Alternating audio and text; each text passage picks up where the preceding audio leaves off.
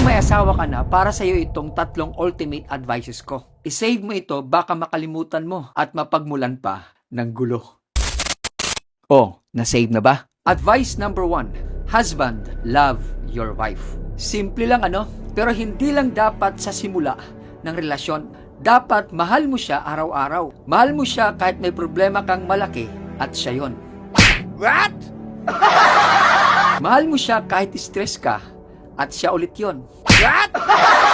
At lalo mo siyang mamahalin sa oras na hindi siya perpekto. Kaso araw-araw yan, hindi perpekto. Pag nagawa mo ito, tapos na, may nanalo na. At dito magiging magaan ang advice number 2. Advice number 2. Wife, obey your husband. Simple lang din Hindi ito yung obey na sunod-sunuran ka lang na para kang robot. Para ka bang dipindot o kaya de-remote. Ibig sabihin lang nito, kilalalin mo siya na siya ang ulo ng pamilya.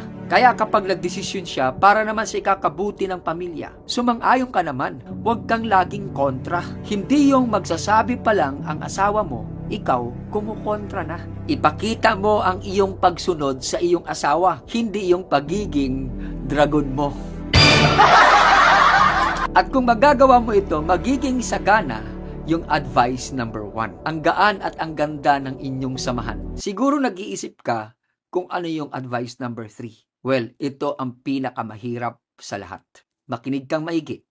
Advice number 3. Dapat sabay at parehas nangyayari ang advice number 1 at ang advice number 2. Bakit? Kasi kung mahal ka ng asawa mo pero hindi ka naman sumusunod, ang labas nun ay para siyang driver pero walang gulong ang dinadrive niya. So, ikaw pala yung gulong. Umaandar nga pero ligaw. At kung sumusunod ka nga pero hindi ka naman niya mahal, para ka namang gulong na umiikot na walang direksyon. Kung ganito kayo, mapapagod lang kayo pareho.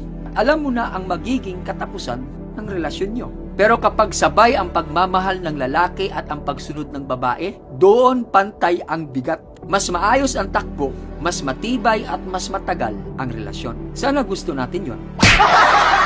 Ngayon kung nakakatulong itong video ito, i-share mo. Ikalat natin to. Baka kailangan ito ng kapitbahay nyo. Kasi gabi-gabi na lang ang gulo. See you.